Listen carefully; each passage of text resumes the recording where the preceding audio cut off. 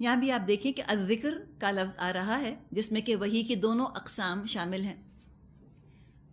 حفاظت قرآن میں اس کے الفاظ کے ساتھ ساتھ یقیناً اس کے معنوں کی حفاظت بھی شامل ہے، ورنہ الفاظ موجود ہوتے، صلاۃ کا لفظ موجود ہوتا، اس کی اللہ نے حفاظت کی ہوتی، لیکن امت میں سے کسی کو پتہ ہی نہ ہوتا کہ صلاۃ ہوتی کیا چیز ہے۔ کوئی کھڑا آگ تاپ رہا ہوتا، کوئی کہیں کھڑا دعا کر رہا ہوتا، کوئی کہیں کھڑا ہو کر اللہ کی حمد اور ثنا کر رہا ہوتا اور یہ کہتا کہ یہ صلاۃ ہے، اس لیے کہ صلاۃ کے یہی معنی آپ کو ڈکشنری میں ملیں گے۔ الحمدللہ آج ہم جانتے ہیں کہ جب بھی کوئی مسلمان لفظ صلاۃ سنتا ہے اس کے دماغ میں وہی نماز کا طریقہ آتا ہے جو کہ سنت سے ثابت ہے۔ تو سنت کے ذریعے قرآن کے الفاظ کی حفاظت کی گئی ہے۔ الفاظ کی حفاظت بیکار ہے اگر معنی کی حفاظت نہ ہو سکے۔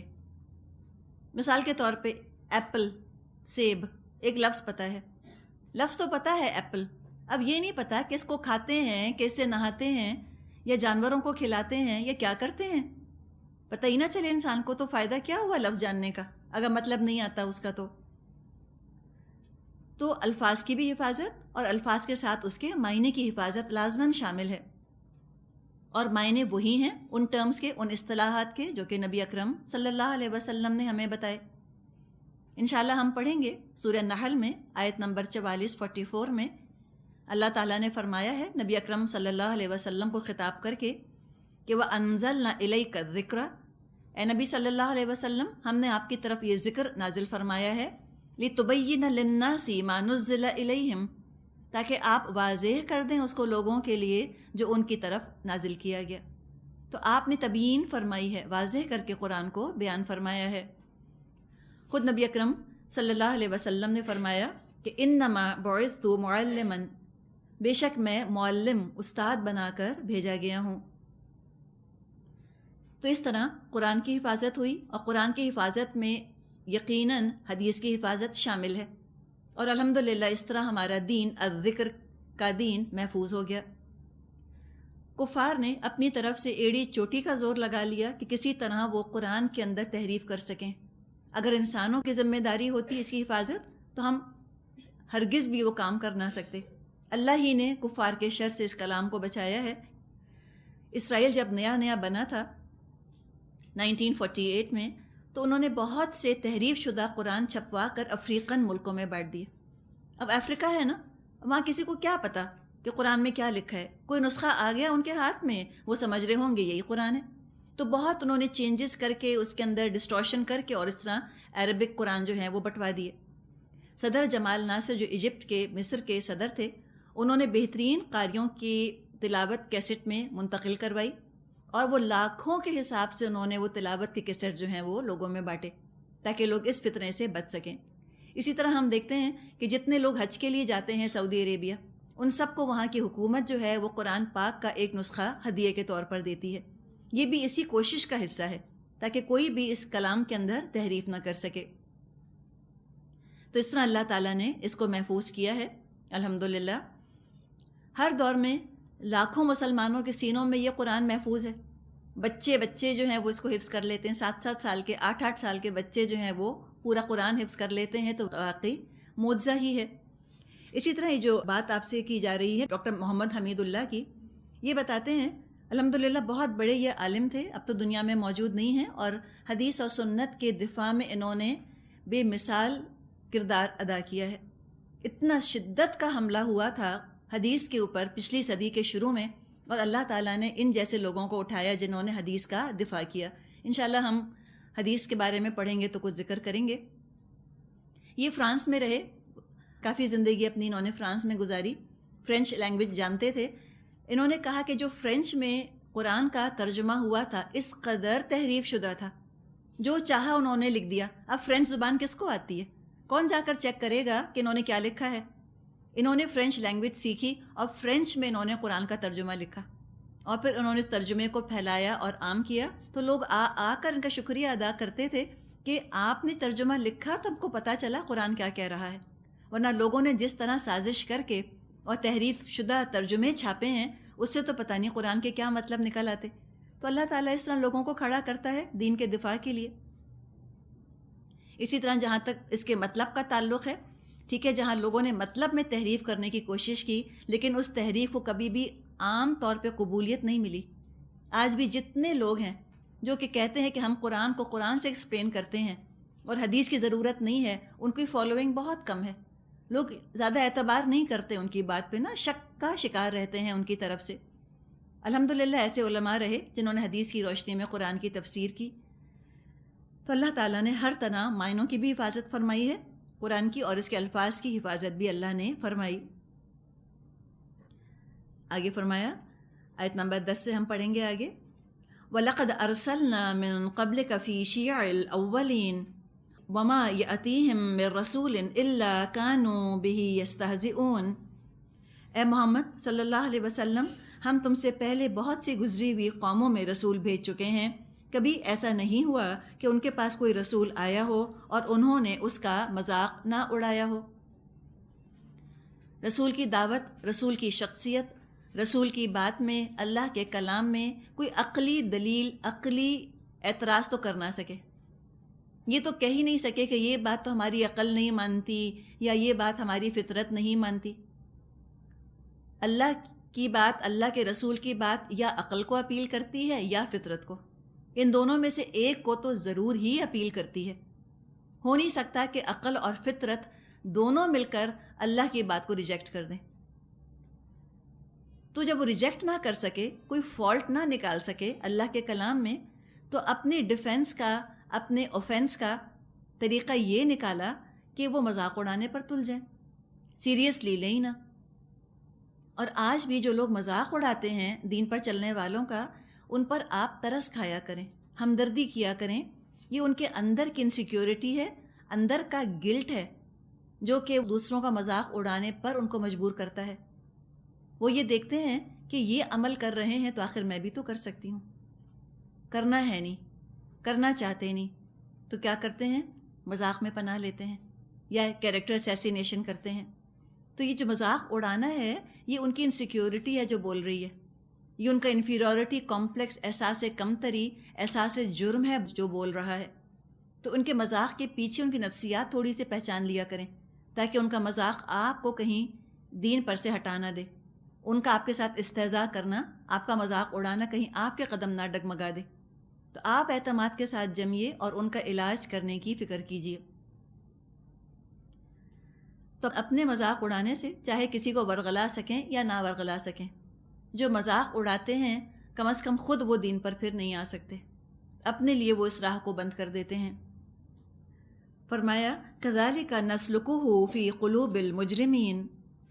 مجرموں کے دلوں میں سے تو ہم اس ذکر کو اسی طرح سلاخ کے مانند گزار دیتے ہیں.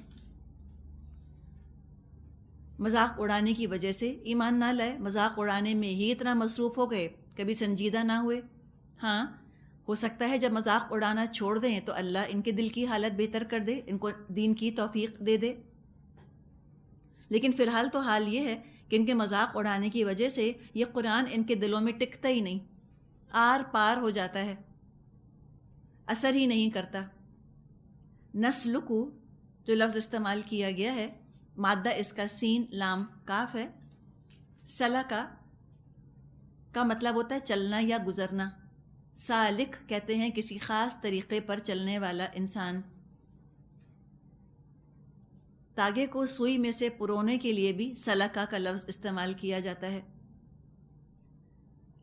تار ہوتا ہے نا، تار، وائر، اس کو بھی سلک کہتے ہیں. سلک ہم سلک کیوں کہتے ہیں؟ وہ تار بناتا ہے نا، ریشم کا کیڑا تار بناتا ہے، تار بناتا ہے، پھر اس کے بعد اس کو کپڑے کی شکل دے دی جاتی ہے. تو یہ قرآن جو ہے ان کے دلوں کے اندر ٹھہرتا ہی نہیں، آر پار ہو جاتا ہے. ٹھہرے گا تو فائدہ اٹھائیں گے. ایک مطلب یہ کیا گیا ہے. دوسرا مطلب یہ کہ قرآن جب نازل ہوتا تھا یا قرآن جب پڑھا جاتا ہے تو مومنوں کے دلوں پر تو یہ ٹھنڈک بن کر اترتا ہے، اطمینان بن کر، سکون، سکینت بن کر اترتا ہے. لیکن کافر کو قرآن سنتے ہوئے ایسا لگتا ہے جیسے گرم گرم سلاخ کسی نے اس کے دل میں چھپا دی ہے. غصہ اور گھبراہٹ اور بے چینی اور رنج کی کیفیت جو ہے وہ کافروں پر طاری ہونے لگتی ہے. آگے فرمایا لا یؤمنون بہ وقد خلت سنت الاولین. وَلَوْ فَتَحْنَا عَلَيْهِمْ بَابًا مِّنَ السَّمَاءِ فَظَلُّوا فِيهِ يَعْرُجُونَ لَقَالُوا إِنَّمَا سُكِّرَتْ أَبْصَارُنَا بَلْ نَحْنُ قَوْمٌ مَّسْحُورُونَ۔ پرانے زمانے سے اس طرح کے لوگوں کا یہی طریقہ چلا آ رہا ہے۔ اگر ہم ان پر آسمان کا کوئی دروازہ کھول دیتے یا وہ دن دہاڑے اس میں چڑھنے بھی لگتے، تب بھی وہ یہی کہتے ہماری آنکھوں کو دھوکہ ہو رہا ہے، بلکہ ہم پر جادو کر دیا گیا ہے۔ فَظَلُّوا جو لفظ آیا ہے، ظا لام لام مادہ ہے، ظلہ ظلال کہا جاتا ہے نا سائے کو، شیڈ کو، تو ظلہ سے لفظ بن گیا۔ ظل کہتے ہیں سائے کو، ظلہ کا مطلب ہوتا ہے دن میں کوئی کام کرنا، اور باتا کا مطلب ہوتا ہے رات کو کوئی کام کرنا۔ اور پھر دن میں کام کرنا یا رات میں کام کرنا کے بجائے مطلقاً ٹوٹلی اس کا مطلب لے لیا گیا کسی ایک کنڈیشن میں رہنا، کسی ایک حال میں رہنا۔ جیسے ہم کہتے ہیں نا کانا ہو گیا، کانا فعل ناقص ہے، اسی طرح ظلہ باتا وہ ہو گیا، وہ رہ گیا، یہ بھی تمام افعال ناقصہ ہیں، فعل ناقص ہے، انکمپلیٹ ورب ہے۔ فظلوا یعنی کہ وہ رہیں گے، اپنے شکوک و شبہات ہی کا شکار رہیں گے۔ یعنی پہلے ہم نے پڑھا تھا کہ انہوں نے کہا تھا کہ کوئی فرشتہ آپ پر کیوں نہیں نازل ہو جاتا، تو ہو سکتا ہے کسی کے دل میں خیال آیا ہو کہ اگر اللہ تعالیٰ کوئی معجزہ دکھا دے، ہو سکتا ہے یہ ایمان لے آئیں۔ اللہ تعالیٰ مومنوں کو اطمینان دلا رہا ہے کہ ان کی نیت ہی نہیں ہے ایمان لانے کی، یہ بات نہیں ہے کہ معجزہ نظر نہیں آیا اس لیے ایمان نہیں لا رہے، ان کو ایمان لانا ہی نہیں، صرف کٹ حجتی کی باتیں ہیں۔ اگر آسمان کے دروازے بھی کھل جائیں، یہ چڑھنے بھی لگ جائیں، تب بھی کہیں گے ہم پر کسی نے جادو کر دیا۔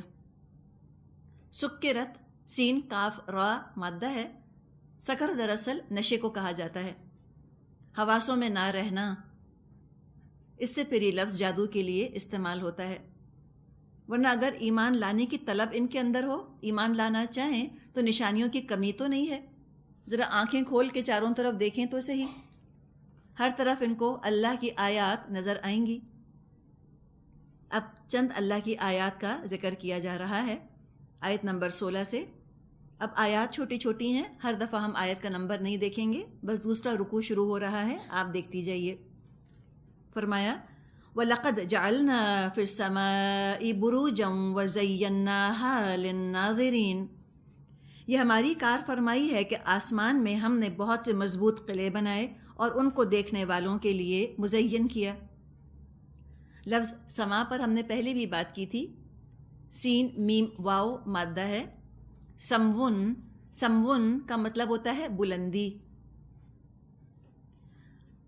دو معنوں میں یہ لفظ قرآن میں آیا ہے، جس کو آج اگر ہم سائنٹیفک ٹرمنالوجی کے ساتھ سمجھنے کی اگر کوشش کریں تو سمون کا لفظ آتا ہے ایٹماسفیئر کے لیے، ارتھ کا جو ایٹماسفیئر ہے اس کے لیے بھی لفظ آتا ہے، اور اسپیس کے لیے، خلا کے لیے بھی لفظ آتا ہے۔ ایٹماسفیئر کے لیے، فضا کے لیے قرآن میں ایک لفظ آتا ہے جو، جو السما، یہ ہم پڑھیں گے انشاءاللہ تعالی۔ پرندوں کے لیے ایٹماسفیئر کے لیے یہ لفظ آتا ہے۔ قرآن نے جو کا ذکر نہیں کیا یہاں پر، جب بھی ذکر کیا ہے سما، بلندی، اسپیس کا ذکر کیا گیا ہے۔ تو فرمایا کہ دیکھو ہم نے آسمان میں کیسے بروج بنا دیے ہیں۔ بروج برج کی جمع ہے، با را جیم، برج۔ برج محل کے لیے یا قلعے وغیرہ کے لیے بولا جاتا ہے، یا کسی بھی مضبوط کنسٹرکشن کے لیے، مضبوط تعمیر کے لیے۔ اب یہ برج لفظ تو عام اردو میں استعمال ہوتا ہے کہ فلاں ستارہ فلاں برج میں ہے، انگلش میں جس کو ہم کانسٹیلیشنز کہتے ہیں، اور ہاروسکوپس بنائے جاتے ہیں اور اس میں کانسٹیلیشنز دیکھے جاتے ہیں کہ لیو ہے، یہ جیمنی ہے، یہ ایکویریس ہے، یہ پائسس وغیرہ۔ تو بروج سے مراد کانسٹیلیشن بھی ہو سکتا ہے، یا واللہ عالم بروج سے مراد کچھ اور چیز بھی ہو سکتی ہے۔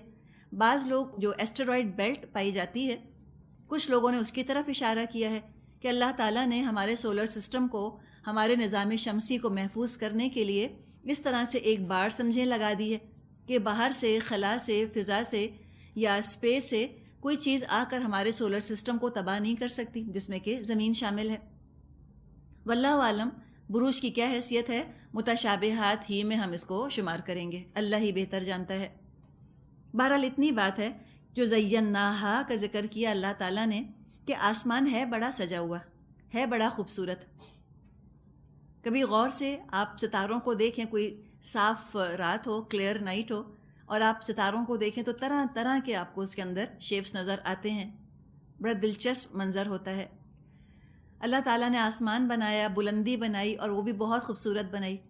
سورۃ الف لام میم السجدہ میں اللہ تعالیٰ نے فرمایا ہے کہ الذی احسن کل شیء خلقہ، اللہ نے جو چیز بنائی ہے بہت ہی خوبصورت بنائی ہے، کوئی شک نہیں۔ تو یقیناً آسمان سے حفاظت ہوتی ہے دنیا کی، میٹرائٹس وغیرہ جو ہیں وہ زمین پہ گر نہیں سکتے آ کر۔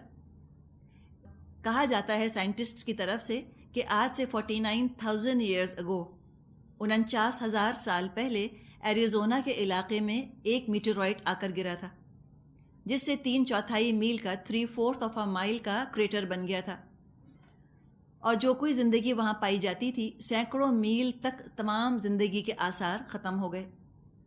اسی طرح 1908 میں 1908 میں ایک چھوٹا سا کومٹ کا ٹکڑا سائبیریا میں 5 میل اوپر فضا میں پھٹ گیا تھا، یعنی زمین سے ٹکرایا بھی نہیں، فضا میں وہ پھٹ گیا تھا۔ اس کی وجہ سے جگہ جگہ آگ لگ گئی، درخت گر گئے، اور 1000 اسکوائر مائلز میں تمام زندگی کے آثار ختم ہو گئے۔ سوچیں کبھی کبھار کوئی ایک اسٹریٹ ٹکڑا گر جاتا ہے آ کر زمین کے ایٹماسفیئر کو پار کر جاتا ہے تو اتنی مشکل پیدا ہو جاتی ہے۔ کہیں ایٹماسفیئر ہوتا ہی نہ، فضا ہوتی ہی نہ، تو کیا کچھ آفتیں ہیں زمین کے اوپر آتی، ہم کچھ بھی کنسٹرکٹ نہ کر سکتے۔ آپ نے چاند کی تصویریں دیکھی ہوں گی نا، پاک مارکڈ ہے نا چاند کی سرفس، نشان ہے اس کے اوپر۔ وجہ یہی ہے، چاند کے پاس فضا نہیں ہے، ایٹماسفیئر نہیں ہے۔ جو اسپیس میں سے کوئی بھی چیز آتی ہے، کوئی میٹرائٹ آتا ہے، کوئی ٹکڑا کسی چیز کا آتا ہے، ڈائریکٹلی براہ راست آ کے وہ چاند کی سطح پر گر جاتا ہے۔ اگر زمین پہ اس طرح معاملہ ہوتا، ہم کوئی کنسٹرکشن، کوئی تعمیر یہاں کر نہ سکتے، ہر وقت یہاں شہاب ثاقبوں کی بارش ہوتی رہتی۔ تو اللہ تعالیٰ نے ایک پروٹیکٹیو چھت ہے جو کہ ہمارے اوپر تان دی ہے، حفاظتی نظام کر دیا ہے۔ ایک کام تو یہ بتایا آسمان کا، فضا کا، کہ ہماری حفاظت کرتی ہے، اور یہ سائنس نے ثابت کر دیا ہے۔ اگلا جو کام بتایا جا رہا ہے میٹرائٹس کا، شہاب ثاقب کا، وہ سائنس نے ثابت نہیں کیا، قرآن بتا رہا ہے۔ تو ہم تو سائنس کے تابع نہیں ہیں، ہم تو قرآن کے تابع ہیں، ایمان قرآن پر ہے ہمارا، اور قرآن پوسٹ ماڈرن ہے، قرآن پوسٹ ماڈرن ہے، اس مقام تک سائنس پہنچی نہیں ہے جس مقام سے قرآن بات کر رہا ہے۔ قرآن کیا ہے؟ اللہ کا علم، اور سائنس کیا ہے؟ انسانوں کا علم۔ تو انسانوں کے علم کا تو کمپیریزن نہیں ہے اللہ کے علم سے۔ یقیناً حقیقی سائنس میں اور قرآن میں کوئی کلیش نہیں، انسان اللہ ہی کا علم ڈسکور کر رہا ہے نا، اپنے علم میں اس کو لے کر آ رہا ہے اللہ کی قدرت کو۔ تو کچھ باتیں ایسی ہیں جس کو کہ انسان اپنے حواسوں سے پا نہیں سکتا، ایکوائرڈ نالج نہیں حاصل کر سکتا، ریویلڈ نالج ہی ہمیں بتاتی ہے، علم الوحی کے ذریعے ہمیں بتایا جاتا ہے کہ اور بھی کچھ چیزیں ہیں جن کا کہ تم کو علم نہیں ہے۔ ان میں سے ایک یہ مقصد ہے آسمان میں بروج بنانے کا۔ فرمایا وَحَفِظْنَاهَا مِن كُلِّ شَيْطَانٍ رَجِيمٍ إِلَّا مَنِ اسْتَرَقَ السَّمْعَ فَأَتْبَعَهُ شِهَابٌ مُّبِينٌ، اور ہر شیطان مردود سے ان کو محفوظ کر دیا، کوئی شیطان ان میں راہ نہیں پا سکتا، الا یہ کہ کچھ سنگن لے لے، اور جب وہ سنگن لینے کی کوشش کرتا ہے تو ایک شعلہ روشن اس کا پیچھا کرتا ہے۔ یہ اس طرح کا، اس کو انگلش میں ہم کہتے ہیں نا ایوس ڈراپنگ، چھپ کر کوئی بات سن لینا، کوئی چیز چرا لینا۔ مادہ اس کا سین را قاف ہے، سرقہ، سرقہ سے لفظ بنا ہے اس طرح کا۔ تو جہاں اللہ تعالیٰ نے مادی خطرات سے زمین کو محفوظ رکھا، اسی طرح کچھ اور غیر مرئی نہ نظر آنے والے خطرات سے بھی اللہ نے زمین کی حفاظت کی ہے فضا کے ذریعے سے۔ اور شیطان جو ہیں وہ زیادہ اوپر چڑھ نہیں سکتے، یعنی جہاں سے فرشتوں کی حدود شروع ہوتی ہیں وہاں تک شیطان جا نہیں سکتے۔ لیکن یہ کہا جاتا ہے، اور یہ روایت آتی ہے صحیح بخاری میں عائشہ رضی اللہ عنہا سے، کہ فرشتے آسمان سے نیچے جہاں بادل ہوتے ہیں کبھی کسی وقت یہاں تک اترتے ہیں. اب بالکل جیسے آپ دیکھیے کلاس میں بیٹھی ہیں, ٹھیک ہے نا, اب کلاس میں تو یہاں کوئی آؤٹ سائڈر نہیں آ سکتا, ٹھیک. اسی طرح جو اوپر کا نظام ہے, ملائے اعلیٰ کا نظام, وہاں تک تو کوئی شیطان جا نہیں سکتا, وہ محفوظ ہے. لیکن اب آپ یہاں سے باہر بھی نکلتی ہیں, آپ 2-2 کی ٹکڑیوں میں, 4-4 کی ٹکڑیوں میں آپ نکل کر جاری ہوتی ہیں, اور آپ جب جاری ہوتی ہیں اب بات چیت بھی کر رہی ہوتی ہیں. اب باہر تو حفاظت نہیں ہے, باہر تو کوئی بھی آپ کی باتیں سن سکتا ہے. بالکل اسی طرح یہ فرشتے جب اوپر سے نیچے اترتے ہیں, جب نیچے آتے ہیں, بادلوں تک آ جاتے ہیں, یہ بعض دفعہ آپس میں بات چیت کر رہے ہوتے ہیں. اور جب یہ آپس میں بات چیت کر رہے ہوتے ہیں تو کوئی شیطان, کوئی جن ان کی بعض دفعہ گفتگو کا کوئی ٹکڑا چپکے سے سن لیتا ہے اور وہ بات لے اڑتا ہے. اسی کی طرف ذکر ہے, الا من استرق السمع, سوائے کہ کوئی بات چرا لے تو کیا ہوتا ہے, فَأَتْبَعَهُ شِهَابٌ مُبِينٌ, اس کے پیچھے ایک روشن شعلہ لگا دیا جاتا ہے. تو پتہ چلا کہ میٹیورائٹس سے شیطانوں کو مارنے کا کام بھی لیا جاتا ہے. یہ اللہ تعالیٰ کے اپنے میزائلز ہیں, اللہ تعالیٰ کا اپنا ایک ڈیفنس سسٹم ہے. اگر سائنس ثابت نہیں کر سکتی کوئی بات نہیں, ہو سکتا ہے آئندہ کوئی بات پتہ چل جائے. آخر وہ ESP پر گفتگو کر ہی رہے ہیں, میٹا فزکس پر بات کر ہی رہے ہیں. صحیح مسلم میں ابن عباس رضی اللہ عنہما سے روایت ہے کہ نبی اکرم صلی اللہ علیہ وسلم صحابہ کے مجمع میں موجود تھے کہ تارا ٹوٹا. آپ نے لوگوں سے پوچھا کہ تم زمانہ جاہلیت میں یعنی اسلام سے پہلے ستارہ ٹوٹنے کو کیا سمجھتے تھے؟ لوگوں نے کہا, ہم سمجھتے تھے دنیا میں کوئی بڑا حادثہ ہونے والا ہے, یا کوئی بڑا آدمی مرے گا یا پیدا ہوگا.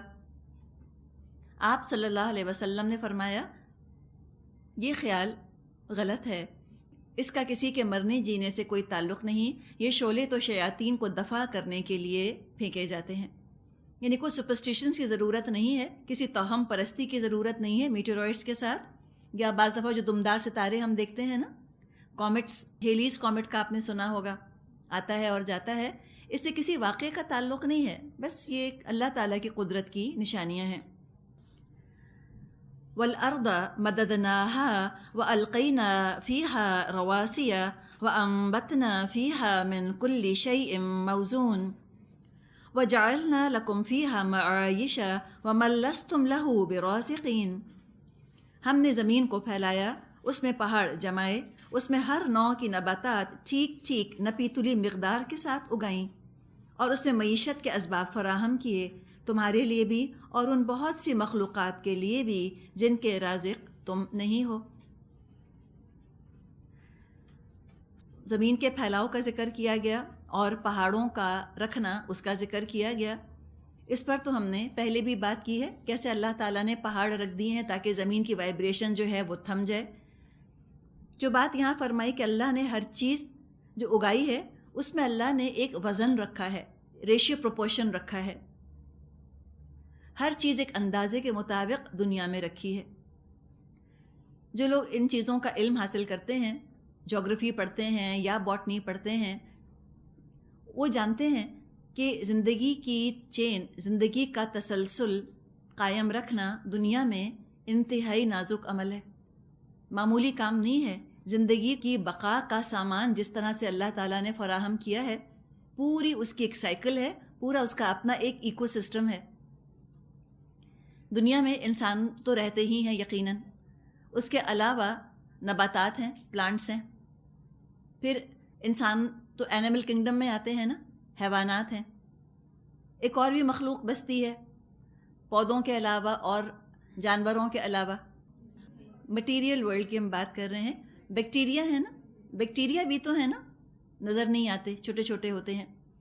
ان سب کو آکسیجن کی ضرورت پڑتی ہے. فضا میں 20% تقریباً آکسیجن رہنی چاہیے, 20%. اب آپ سارا آپ سنتھسس دیکھیں, کوئی انسان سانس لے رہے ہیں, کاربن ڈائی آکسائڈ نکال رہے ہیں, جانور آکسیجن یوز کر رہے ہیں, پلانٹس جو ہیں وہ آکسیجن باہر نکال رہے ہیں. تو ساری چیزیں مل کر ایک سسٹم جو ہے کو قائم ہوا ہے نا, ایک پورا ایکولوجیکل سسٹم ہے جو کہ بنا ہوا ہے. اسی لیے درختوں کو لنگز کہا جاتا ہے نا, کہ یہ زمین کے لنگز ہیں, زمین کے پھیپھڑے ہیں درخت, اس لیے کہ وہ آکسیجن پروڈیوس کر رہے ہوتے ہیں. ہے بہت اچھی چیز آکسیجن، لیکن فضا میں اگر یہ 20% سے زیادہ بڑھ جائے تو کیا ہوگا؟ کوئی شخص ایک جگہ ایک ماچس جلائے گا، ساری جگہ بھڑک اٹھے گی اتنی سی آگ کی وجہ سے. اور اگر یہ بہت کم ہو جائے، آکسیجن فضا میں کم ہو جائے، لوگوں کا سانس لینا مشکل ہو جائے، تو لہٰذا ضروری ہے کہ ساری دنیا کے درختوں کو، ساری دنیا کے پودوں کو اس طرح ریگولیٹ کیا جائے، ایسے کنٹرول کیا جائے کہ آکسیجن پروڈکشن 20% سے زیادہ نہ بڑھ سکے. کون کرتا ہے مجھے بتائیے؟ اللہ ہی کر سکتا ہے. کوئی کسی سائنٹسٹ نے دعویٰ نہیں کیا کہ ہم یہ کام کر سکتے ہیں. پھر جو بات فرمائی کہ ہم نے ہر چیز ایک حساب کتاب کے حساب سے رکھ دی ہے، تو دیکھیں آج سے 100-150 سال پہلے کوئلہ اور لکڑی ایندھن کے طور پہ، فیول کے طور پہ استعمال ہوتے تھے. جب ان چیزوں کی قلت ہونے لگی، اللہ نے گیس اور پیٹرول کے خزانے کھول دیے. اور کب سے اللہ نے بنایا تھا گیس کو؟ یہ تھوڑی کہ انسٹنٹلی بن گئی جلدی جلدی کہ اچھا اب کوئلہ ختم ہو رہا ہے، اب کیا کریں، یہ کرو وہ کرو. نہیں، ہر چیز کا نہایت عمدہ انتظام پہلے سے، لاکھوں سال پہلے سے اللہ تعالیٰ نے اس طرح انتظام کر دیا تھا کہ گیس اور پیٹرول ہم کو مہیا ہو جائے. اب گیس کو اور پیٹرول کو رو رہے ہیں، ختم ہو رہا ہے، تو اللہ تعالیٰ نے نیوکلیئر فیول کا دروازہ کھول دیا.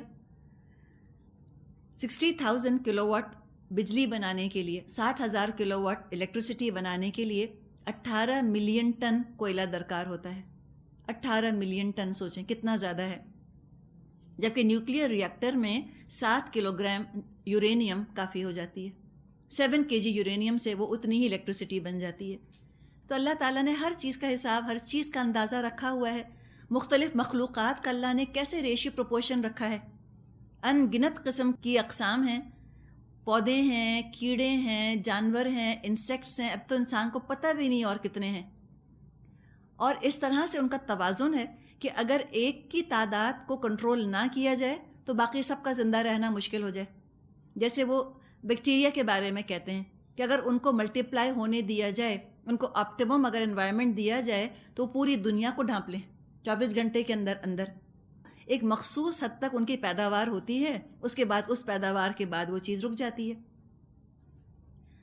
دیمک کی ایک قسم ہے جو ایک وقت میں 2 ملین انڈے دیتی ہے.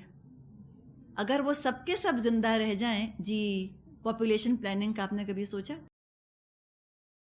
2 ملین وہ انڈے دیتی ہے، سب زندہ رہ جائیں تو بتائیں کیا ہو. دیمک کے علاوہ اور کچھ ہمیں نظر نہ آئے چاروں طرف، لیکن ان 2 ملین انڈوں میں سے صرف 500 اس میں سے دیمک نکلتی ہے، باقی سب دوسرے جانوروں کی غذا بن جاتے ہیں. فوڈ چین اللہ نے ایسے بنایا ہے.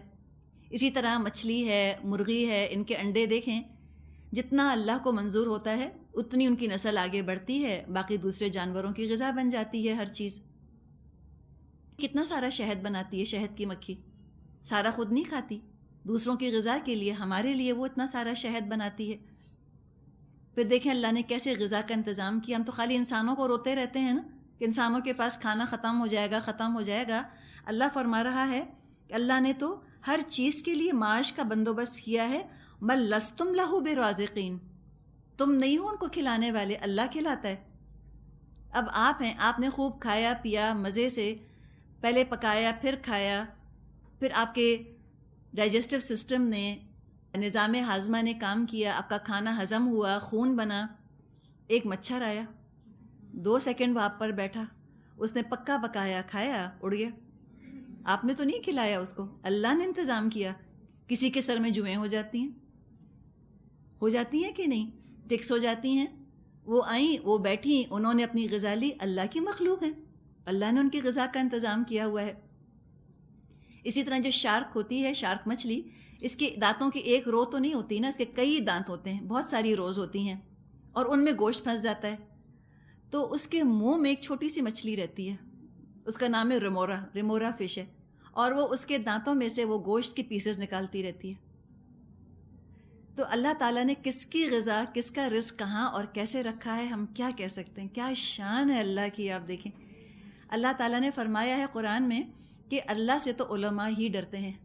انما یخشی اللہ من عبادہ العلماء، جس کے پاس جتنا علم ہے وہ اللہ کی قدرت کے آگے دنگ ہے. واقعی سبحان اللہ کے سوا ہم کچھ کہہ نہیں سکتے. اور یہ بھی دیکھا گیا ایک سپیشیز کو زبردستی ختم کر دیں گے دوسرے میں اضافہ ہو جائے گا. پچھلے دنوں آپ نے سنا ہوگا انہوں نے ایک خاص قسم کے انسیکٹ کو جو کھیت میں لگ جایا کرتا تھا اور غلے کو خراب کر دیتا تھا، انہوں نے پیسٹیسائڈز ڈال کر، جراثیم کش دوائیں ڈال کر اس کیڑے کو ختم کر دیا. پتہ چلا کہ مونارک بٹر فلائز، بہت بڑی بڑی تتلیاں ہوتی ہیں نا مونارک بٹر فلائز، مونارک بٹر فلائز کی آبادی ختم ہونے لگ گئی، اس لیے کہ ان تتلیوں کی غذا وہ کیڑا ہی تھا. جب وہ کیڑا نہ رہا وہ بھوکی مرنے لگ گئیں. تو انسان جب اس طرح سے ٹیمپر کرتے ہیں قدرت کے ساتھ تو سارا نظام قدرت کا بگڑنے لگتا ہے. ہمیں خلیفہ بنا کر بھیجا گیا ہے. اگر ہم دنیا کے ایکو سسٹم کو، ایکولوجیکل سسٹم کو ڈس بیلنس کرتے ہیں، ہم یہاں پر کسی طرح پولیوشن پیدا کر رہے ہیں، اس کا اللہ کے ہاں حساب دینا ہوگا. ہم کیا سمجھتے ہیں پولیوشن کا اسلام سے کیا تعلق؟ کوئی سیکولر فنومنن ہے؟ ہرگز نہیں، سیکولر فنومنن نہیں ہے. ہمیں جواب دینا ہوگا کہ تم نے آخر اتنا پولیوشن کیوں کریٹ کیا تھا. تو جس طرح اللہ تعالیٰ نے زمین بنائی، جس خوبصورتی سے بنائی، اس کی طرف یہاں پر اشارہ کیا جا رہا ہے. نحمدہ ونصلی علی رسولہ الکریم، اما بعد فاعوذ باللہ من الشیطان الرجیم، بسم اللہ الرحمن الرحیم. رب اشرح لی صدری ویسر لی امری واحلل عقدۃ من لسانی یفقہوا قولی. سورۃ الحجر آیت نمبر 21 اللہ تعالیٰ کی قدرت کا ذکر چل رہا ہے. فرمایا وَإِن مِّن شَيْءٍ إِلَّا عِندَنَا خَزَائِنُهُ وَمَا نُنَزِّلُهُ إِلَّا بِقَدَرٍ مَّعْلُومٍ. کوئی چیز ایسی نہیں جس کے خزانے ہمارے پاس نہ ہوں، اور جس چیز کو بھی ہم نازل کرتے ہیں ایک مقرر مقدار میں نازل کرتے ہیں. یہ بات فرمائی گئی کہ ہر چیز کے خزانے اللہ کے پاس ہیں. یہ چیز سوچ کر ہی انسان کو تسلی اور اطمینان ہو جاتا ہے، بے چینی گھبراہٹ سے نجات مل جاتی ہے. ہم نے تجربہ کیا ہے کہ اگر یہ افواہ اڑ جائے یا حقیقت حال یہ ہو کہ بازار میں کسی چیز کی شارٹیج ہو جائے، چینی نہیں مل رہی مثال کے طور پہ، یا چاول کی کمی ہو گئی، تو انسان کے اندر بے چینی اور گھبراہٹ شروع ہو جاتی ہے کہ اچھا یہ چیز تو اب مارکیٹ میں ہے ہی نہیں، یہ چیز تو ختم ہو گئی. یہاں اللہ تعالیٰ نے بتا دیا کہ نہیں، اللہ کے پاس کوئی چیز ختم نہیں ہوتی. ہر چیز کے اللہ کے پاس ذخیرے ہیں، ہر چیز کے اللہ کے پاس خزانے ہیں. دینے کا جہاں تک تعلق ہے وہ اللہ تعالیٰ اپنے حساب سے لوگوں کو دیتا ہے. قدر معلوم، ایک معلوم اندازے کے مطابق لوگوں کو ان کا رزق، ان کا نصیب، ان کا حصہ دیا جاتا ہے. ایک سیدھی بات جو اس آیت سے سمجھ میں آ رہی ہے وہ یہ کہ جس کو اللہ نے جتنا دے دیا وہ یہ نہ سمجھے کہ کسی اور کو دینے کی وجہ سے اللہ کے پاس ختم ہو گیا تھا تو مجھے کم ملا. ایسی بات نہیں ہے. اگر کسی کو ذہن کم ملا ہے یا پیسہ کم ملا ہے، اس کی وجہ یہ نہیں ہے کہ اللہ کے پاس وہ تھا نہیں. جو تھوڑا سا تھا وہ فلاں کو مل گیا، اب چونکہ فلاں کو مل گیا تو دوسرے والے کے لیے نہ بچا. نعوذ باللہ، ایسی بات نہیں. جب انسان یہ سوچتا ہے کہ تھوڑی سی چیز تھی، اگر مجھ کو مل جاتی تو کتنا اچھا ہوتا، اب مجھ کو تو نہیں ملی، وہ تھوڑی سی چیز فلاں کو مل گئی، تو پھر انسان کو بعض دفعہ دوسرے سے حسد ہونے لگتا ہے یا غصہ آنے لگتا ہے کہ اس کے پاس کیوں ہے، میرے پاس کیوں نہیں. یہاں اطمینان دلا دیا گیا کہ اللہ تعالیٰ نے جس کو جو کچھ بھی دیا ہے، مخلوق کو دے کر اللہ کا خزانہ خالی نہیں ہو گیا. جس کے پاس جو ہے اللہ کے خزانے میں کمی نہیں ہوئی. تو اس میں انسان کو ایک انسینٹیو بھی دیا گیا، ترغیب دی گئی کہ تم رب سے مانگو، نہ تم کسی سے حسد کرو، نہ تم جلن کا، کڑھن کا یا احساس کمتری یا احساس محرومی کا شکار ہو. دیا اللہ ہی نے ہے. جس کو جو دیا اللہ نے دیا، حسن دیا یا دولت دی یا عزت دی یا شہرت دی یا خوشیاں دیں یا صحت دی یا علم یا تقوی، جو دیا اللہ نے دیا. اگر تم کو کسی کی کوئی چیز اچھی لگتی ہے تو تم اپنے رب سے مانگو. اللہ کے پاس تو کسی چیز کی کمی نہیں. اور دوسرا انسان کو خیال ہی آتا ہے کہ میرے رب نے مجھ کو اتنا دیا ہے، میرا حصہ اتنا ہے. اللہ نے مجھ کو کم اس لیے نہیں دیا کہ اس کے پاس دینے کو نہیں تھا. اگر اللہ نے مجھ کو کوئی چیز کم دی ہے اس کا مطلب ہے کہ اسی میں میری بہتری تھی. ہم کمی کا ذکر خاص طور پہ اس لیے کر رہے ہیں کہ جو چیز ہمیں زیادہ ملتی ہے اس پر تو ہم کو اعتراض کبھی نہیں ہوتا. کبھی کوئی یہ تو نہیں کہتا کہ مجھ کو اتنا پیسہ کیوں دے دیا اللہ نے, مجھے اتنی خوبصورتی کیوں دے دی اللہ نے. تو جو اللہ زیادہ نوازتا ہے اس کو تو ہم اپنا حق سمجھ کے لے لیتے ہیں. ہاں, اگر کہیں ہمارے حساب سے کوئی چیز کم ہمیں لگ رہی ہوتی ہے اس پر ہم بعض دفعہ ناراض ہوتے ہیں یا خفا ہوتے ہیں. تو انسان خفا نہ ہو, ناراض نہ ہو, سوچ لے کہ میرے رب نے اگر مجھ کو فلاں چیز میں سے کم حصہ دیا ہے, اسی میں میری بہتری ہے, اسی میں میری بھلائی ہے. تو انسان پھر اپنے نصیب پر مطمئن ہو جاتا ہے, پرسکون ہو جاتا ہے. دوسروں کو دیکھ کر حسرت کرنا بے فائدہ ہے, بیکار ہے. اور پھر پورے کانٹیکسٹ میں اگر ہم دیکھیں جس میں کہ بات چل رہی ہے تو اللہ کی نعمتوں کا ذکر ہے. خزانے بارش کے ہوں, رزق کے ہوں, پانی کے ہوں یا کھانے کے ہوں, سب اللہ کے پاس موجود ہیں. تو اس طرح بھی اس آیت کو لیا گیا ہے کہ ہر چیز کا ذخیرہ اللہ کے پاس ہے, اور اللہ مناسب مقدار میں جتنا وہ بہتر سمجھتا ہے اس خزانے میں سے نکال کے انسان کے حوالے کر دیتا ہے. مثال کے طور پہ ہمیں کتنا پانی استعمال کرنا ہے اس کا خزانہ اللہ کے پاس ہے, ہر انسان کا انڈیویجول حساب کہ یہ شخص زندگی میں کتنا پانی استعمال کرے گا اللہ تعالیٰ نے اپنے پاس رکھا ہوا ہے.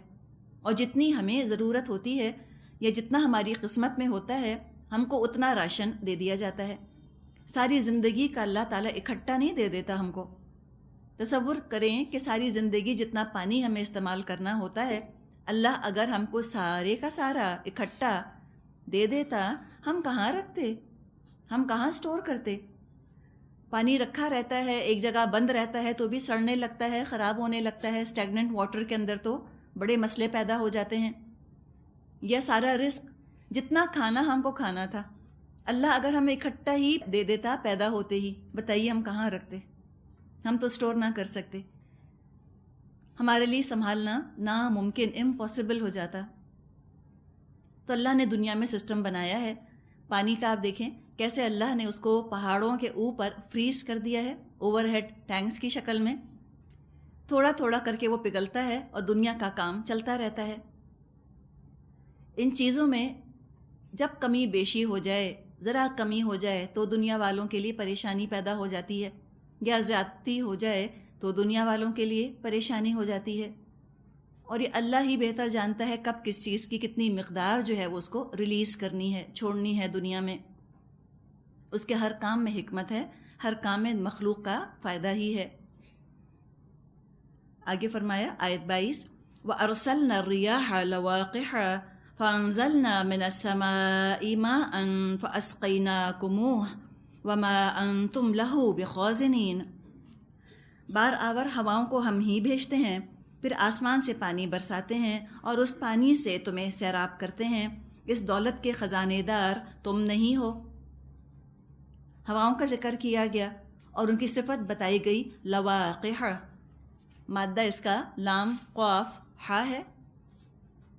لقح کہتے ہیں حاملہ کرنے کو, پریگننٹ کرنے کو, فرٹیلائز کرنے کو. آج ہمیں سائنس نے بتایا ہے کہ ہوا جو ہے وہ بھی ایک پولینیٹنگ ایجنٹ ہے. یہ بھی بیج کو اٹھاتی ہے, سیڈز کو اٹھاتی ہے, اور پھر یہ فرٹیلیٹی کا, زرخیزی کا سبب بنتی ہے, پولینیٹنگ ایجنٹ ہے. ہواؤں کا چلنا یہ بھی کسی معجزے سے کم نہیں ہے. جو لوگ جغرافی پڑھتے ہیں, جغرافیہ جنہوں نے پڑھا ہے, وہ ان چیزوں کے بارے میں اچھا علم رکھتے ہیں. دنیا جو ہے ہماری ارتھ سیدھی نہیں ہے, بالکل اسٹریٹ نہیں کھڑی ہوئی, بلکہ جھکی ہوئی ہے. یوں سمجھیں کہ رکوع کی حالت میں ہے, تھوڑا سا بینڈ ہوئی بھی ہے.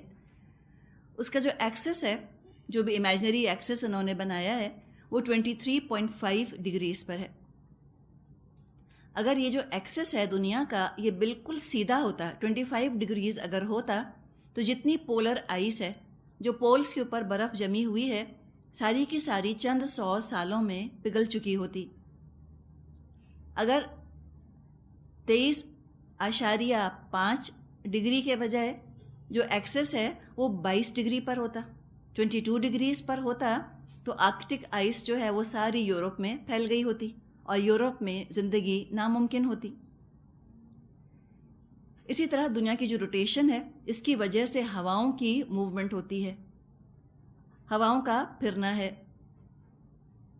اگر یہ ہوائیں نہ ہوتیں تو سمندروں کے اوپر سے بخارات اٹھتے، ویپرز اٹھتے اور سمندروں ہی پر برس جاتے، سمندروں ہی پر دوبارہ سے رین فال ہو جاتی، کلاؤڈز وہیں سے اٹھتے وہیں پر وہ برس جاتے۔ یہ تو ہوائیں ہیں کہ جو کلاؤڈز اٹھتے ہیں، کلاؤڈز بنتے ہیں ویپرز کی شکل میں، ویپرز اٹھے، بخارات اٹھے، اس سے بادل بنے، پھر ہوائیں ان بادلوں کو لے کر جاتی ہیں، ہانکتی ہیں، اور جہاں اللہ تعالیٰ چاہتا ہے وہاں بارش جو ہے وہ برس جاتی ہے۔ اپنی قدرتوں کا تذکرہ کر کے فرمایا، آیت نمبر 23-24، وَإِنَّا لَنَحْنُ نُحْيِي وَنُمِيتُ وَنَحْنُ الْوَارِثُونَ وَلَقَدْ عَلِمْنَا الْمُسْتَقْدِمِينَ مِنْكُمْ وَلَقَدْ عَلِمْنَا الْمُسْتَأْخِرِينَ۔ زندگی اور موت ہم دیتے ہیں اور ہم ہی سب کے وارث ہونے والے ہیں۔ پہلے جو لوگ تم سے ہو کر گزرے ہیں ان کو بھی ہم نے دیکھ رکھا ہے، اور بعد کے آنے والے بھی ہماری نگاہ میں ہیں۔ بتا دیا گیا کہ جو رب اتنا کچھ کر سکتا ہے، اور یہ تو چند ہی اشارے ہیں جو کہ کیے گئے ہیں اللہ کی قدرت کے، جتنا جتنا سائنس کا علم آج انسان کو ہو رہا ہے، جتنا جتنا سائنس آج ترقی کر رہی ہے، اللہ کی قدرت اور اس کے عجائب پھیلتے ہی چلے جا رہے ہیں۔ نا پیدا کنار ہے یہ کائنات، کوئی کنارہ نہیں ہے اس کا، کوئی اس کی لمٹ نظر نہیں آتی، کوئی باؤنڈری نظر نہیں آتی کائنات کی۔ اور کائنات تو بہت بڑی چیز ہے، انسان کا علم تو اس کے بارے میں نہ ہونے کے برابر۔ ریت کے ذرے جتنی جو دنیا جس پہ کہ ہم بیٹھے ہیں، ایک ریت کے ذرے جتنی ہی اس کی حیثیت ہے نا پوری کائنات کے مقابلے میں۔ اس چھوٹی سی دنیا کے بارے میں بھی کتنا کچھ ہے جو ابھی سائنٹسٹس کو نہیں پتہ۔ سائنسدان مانتے ہیں کہ ہمیں سب کچھ نہیں پتہ دنیا کے بارے میں۔ تو جو رب اتنا کچھ کر سکتا ہے، جس کی قدرت کا تم اندازہ لگا ہی نہیں پا رہے، جتنا جتنا اس کی قدرت پر غور کرتے ہو اتنا اتنا تم حیران ہوتے ہو، تو کیا مشکل ہے اللہ کے لیے کہ وہ مردوں کو زندہ کر دے؟ کچھ مشکل نہیں اس کے لیے۔ وہی زندگی دیتا ہے اللہ، وہی موت دیتا ہے، اور آخر میں وارث تو اسی کو ہونا ہے۔ نحن الوارثون کی بات کر کے دنیا سے توجہ کو ہٹایا جا رہا ہے کہ اس پر اتنا فوکس مت کرو، بہرحال جانا ہے، کوئی جلدی کوئی دیر میں جائیں گے سب۔ اور جلدی اور دیر تو ہمارا اندازہ ہے۔ کسی بچے کا انتقال ہوتا ہے، ہم کہتے ہیں ابھی مرنے کی عمر تو نہیں تھی۔ کسی جوان کا انتقال ہوتا ہے، ہم کہتے ہیں ابھی مرنے کا وقت تو نہیں آیا تھا۔ نہیں، اللہ نے سب کا وقت لکھ دیا ہے۔ جانا تو ہے ہی، کتنا رہ لیں گے، لیکن دیکھنا یہ ہے کہ اپنے ساتھ ہم کیا لے کر آگے جا رہے ہیں۔ دوسروں کی موت سے انسان سبق یہ سیکھے کہ وہ خود موت کی تیاری بھرپور کر کے رکھے۔ کچھ نہیں پتا کب ڈپارچر اناؤنس ہو جائے۔ یہ مت دیکھو پیچھے چھوڑ کر کیا جا رہے ہو۔ ہمیں تو فکریں اتنی یہ رہتی ہیں کہ ہم بچوں کے لیے کیا چھوڑ کر جائیں، کیا چھوڑ کے جائیں، یہ بھی بنا دیں اور وہ بھی بنا دیں۔ ٹھیک ہے، وراثت چھوڑنے میں کوئی حرج نہیں، لیکن بچوں کے لیے وراثت کا سامان کرتے کرتے ایسا نہ ہو کہیں کہ انسان اپنے لیے آگے کا سامان کرنے کا وقت نہ پائے، نیک اعمال کرنے کی اس کو فرصت ہی نہ ہو۔ یہ نہیں ہونا چاہیے۔ اور پھر بھی ہماری اولاد ہے، یہ اگلی نسل ہے، یہ بھی تو چلی جائے گی نا۔ ایک وقت تو آئے گا جب سب چلے جائیں گے دنیا سے، تو پھر تو الٹیمیٹ وراثت تو اللہ ہی کی ہے، آخر میں تو اللہ ہی وارث ہے ہر چیز کا۔ جو پہلے گزر گئے، پہلے چلے گئے، وہ بھی اللہ کی نظر میں ہیں، اور جو بعد میں آنے والے ہیں وہ بھی اللہ کی نظر میں ہیں۔ مستقدمین اور مستاخرین کے کئی مطلب لیے گئے ہیں، نسل در نسل کے معنی بھی لیے گئے۔ کون پہلے چلے گئے، کون بعد میں آئیں گے، سب اللہ جانتا ہے۔ مستقدمین کون نیکیوں میں آگے بڑھنے والے ہیں، مستاخرین کون نیکیوں کو پوسٹ پون کرنے والے ہیں، ان کو بھی اللہ جانتا ہے۔ تو مختلف معنی ہیں جو کہ کیے گئے۔